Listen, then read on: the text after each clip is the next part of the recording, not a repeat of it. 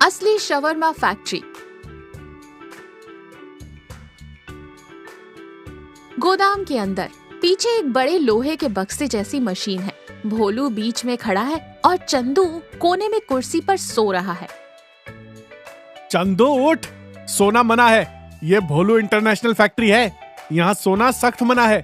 हमने ISO certificate के लिए अर्जी दी है, भूल गया क्या? बॉस, वो सर्टिफिकेट मिल गया तो क्या मेरे पैरों का दर्द कम हो जाएगा? सुबह सुबह उठाकर उस लोहे के डिब्बे पर रंग पुतवाया, अब पहरेदारी करने को कह रहे हो? वो लोहे का डिब्बा नहीं, फूड प्रोसेसर 3000 है। ग्राहक नहीं है तो क्या हुआ, हमें अपना सिस्टम तैयार रखना चाहिए। उस मशीन का बटन दबा, वो गर्म होनी चाहिए, उसकी आवाज पूरे गांव में सुनाई देनी चाहिए।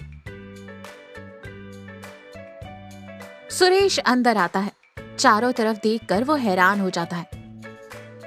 अरे भोलू, ये क्या है? कोई रॉकेट स्टेशन लगा रखा है क्या? बाहर इतना धुआं निकल रहा है और अंदर इतना शोर। मुझे जोरों की भूख लगी है, एक रोल मिलेगा क्या? सुरेश, ये होटल नहीं फैक्ट्री है। यहाँ ऐसे मुंह उठाकर मांगने से कुछ नहीं मिलता। तुम्हारे पास ID कार्ड है? ID card? खाना खाने के लिए भी? अरे भाई, भूख लगी है, अब क्या आधार कार्ड की जेरोक्स लेनी पड़ेगी? नियम तो नियम है। खैर, तुम्हारा चेहरा देखकर डिस्काउंट दे रहा हूं। चंदू, फॉर्म नंबर 4 लेकर आ। सुरेश हंगर एप्लीकेशन भरेगा। बॉस, फॉर्म तो खत्म हो गए, क्या मैं टिश्यू पेपर पर लिखवा लूं? छी, इस स्टाफ के साथ यही रोना है। ठीक है सुरेश, लाइन में खड़े हो जाओ, तुम्हारा टोकन नंबर 1 है। अरे यहाँ हूं ही मैं अकेला, लाइन है कहाँ? तभी काकी अंदर टहलते हुए आती है। वो हाथ में लाठी लिए है और पूरे गोदाम का मुआयना कर रही हैं। क्यों रे भोलू, बाहर बोर्ड पर विश्व प्रसिद्ध लिखवाया है, इस टूटे हुए गोदाम का ये नाम? मुझे तो लगता है यहाँ चूहों के अलावा कोई नहीं आता। काकी, आप पुरानी पीढ़ी की हैं, आपको ये कॉर्पोरेट स्टाइल समझ नहीं आएगा। ये मॉडर्न टेक्नोलॉजी है, दुबई से मंगवाई है। दुबई से? ये देखने में तो अपने गांव के पुराने ट्रैक्टर के इंजन जैसा लग रहा है, जिस पर तूने पेंट कर दिया है। वैसे ये कपड़े धोती है या घास काटती है? काकी, ये खाना बनाती है, ऑटोमेटिक रोल्स। इंसान का हाथ नहीं लगता, पसीना नहीं गिरता, एकदम हाइजीनिक। इंसान का हाथ नहीं लगता तो इसे खाना नहीं कहते रे, उसे पशुओं का चारा कहते हैं। वैसे अंदर खाने के लिए कुछ है भी या सिर्फ लोहे का कबाड़ ही है? है ना काकी। चंदू, काकी को हमारा एक ऑटोमेटिक रोल का सैंपल दिखा।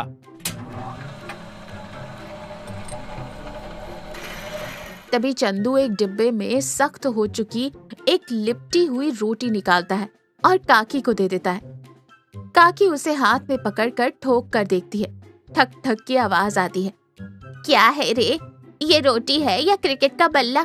इतना सख्त है, इससे अगर किसी को मारूं तो सर ही फट जाए। काकी, वो वैक्यूम पैक है, हवा नहीं लगती, खराब नहीं होता। 6 महीने बाद भी खाओगी तो ऐसा ही रहेगा, साइंटिफिक तरीका है। 6 महीने? अरे हम खाना जीने के लिए खाते हैं, म्यूजियम में रखने के लिए नहीं। मुझे गर्मा गर्म और नरम नरम चाहिए, वरना मेरे तो बचे कुछ दांत भी टूट जाएंगे। सॉरी काकी, हमारे सिस्टम में गर्म करना मुमकिन नहीं है, ऐसा ही खाना पड़ेगा। हमारे स्टैंडर्ड्स यही हैं, चाहिए तो माइक्रोवेव में रख लो। माइक्रोवेव? मेरे घर में चूल्हे के अलावा कुछ नहीं। न तेरी फैक्ट्री चाहिए न तेरा खाना। सुरेश, चल यहाँ से। अचानक टप से आवाज आती है, लाइटें बंद हो जाती हैं। पूरी फैक्ट्री में घना अंधेरा छा जाता है, हर तरफ सन्नाटा। अरे क्या हुआ, लाइट गई या मेरी आंखें फूट गई? भोलू, कहाँ है तू? बॉस, मशीन बंद हो गई, इन्वर्टर भी काम नहीं कर रहा, वो तो परसों ही खराब हुआ था ना। हाय, मेरा प्रोडक्शन रुक गया, मेरी करोड़ों की मशीन। चंदू, जा और जनरेटर की रस्सी खींच। जनरेटर में डीजल नहीं है बॉस, कल आप ही ने तो स्कूटर में डलवा लिया था। अरे अब क्या होगा, सुरेश का ऑर्डर पेंडिंग है, मेरी इज्जत मिट्टी में मिल जाएगी। मेरी छोड़, मुझे डर लग रहा है, अंधेरे में भूत तो नहीं है ना? देखा भोलू, तेरा सिस्टम बिजली पर चलता है, बिजली गई तो तेरी फैक्ट्री जीरो, वो डिब्बा किसी काम का नहीं। अब क्या करूं काकी? मशीन चालू नहीं होगी तो वो बॉक्स नहीं खुलेगा जिसमें रोटियां हैं। उसका पासवर्ड भी भूल गया हूं। भूखे सुरेश का क्या होगा? घबरा मत, खाना बनाने के लिए बिजली नहीं, अकल चाहिए। चंदू, वो खिड़की के दरवाजे खोल दे, रोशनी आएगी। चंदू जाकर खिड़कियां खोल देता है। शाम की धूप अंदर आती है। धूल भरा गोदाम अब थोड़ा बेहतर लग रहा था। भोलू, उस मशीन को छोड़, वहां कोने में एक छोटा स्टोव पड़ा है, देख, जिस पर हम चाय बनाते थे, वो लेकर आ। काकी, वो तो मामूली गैस स्टोव है, बहुत छोटा है। वो मेरे इंटरनेशनल लेवल का नहीं है। भूख का कोई लेवल नहीं होता रे पागल, लेकर आ। सुरेश, तू वो प्याज पकड़, चंदू तू आटा गूंथ। सब एक जगह जमीन पर गोल घेरे में बैठ जाते हैं। कोई भगदड़ नहीं। भोलू भी झिझकते हुए बैठ ही जाता है।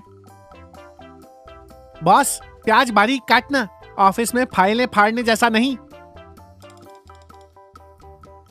इन प्याजों की झंझनाहट से आंखों में पानी आ रहा है काकी। वो पानी नहीं रे, शुद्धि है। मशीन के तेल की बदबू से तो ये प्याज की महक कितनी अच्छी है, देख, यही है असली अरोमा। भोलू, तू नीचे बैठकर ही अच्छा लग रहा है। वो खड़े होकर पोज मारने से तो ये बहुत बेहतर है। बचपन में हम ऐसे ही स्कूल के पीछे बैठकर खाते थे, याद है? हाँ सुरेश, तब हमारे पास पैसे नहीं होते थे, पर एक दूसरे का टिफिन छीनकर खाने में जो मजा था वो अलग ही था। इस कुर्सी पर बैठकर टांगों में दर्द हो रहा था, पर ऐसे नीचे बैठकर बड़ा सुकून मिल रहा है। गर्मा गर्म रोटियां तैयार। सब हाथ में रोल कर कर खा रहे हैं। माहौल बहुत शांत है। वाह काकी, ये स्वाद उस मशीन में नहीं आ सकता, अमृत जैसा है। भोलू, तूने फालतू में करोड़ों खर्च करके वो लोहे का डिब्बा खरीदा। सच कह रहा है सुरेश, इसमें तेरा प्यार और काकी के हाथ का जादू है। मशीन सामान बनाती है, पर स्वाद तो इंसान ही बना सकते हैं। मुझे अब समझ आ गया। चलो, देर आए दुरुस्त आए। बड़े बड़े बोर्ड, अंग्रेजी नाम और ये यूनिफॉर्म मायने नहीं रखते। 4 लोग मिलकर प्यार से पका कर खाएं तो जो तृप्ति मिलती है वो किसी फैक्ट्री में नहीं मिलती। सब हंसते हैं। भोलू काकी को एक और रोल देता है। ये लो काकी, ये तुम्हारा सर्विस चार्ज।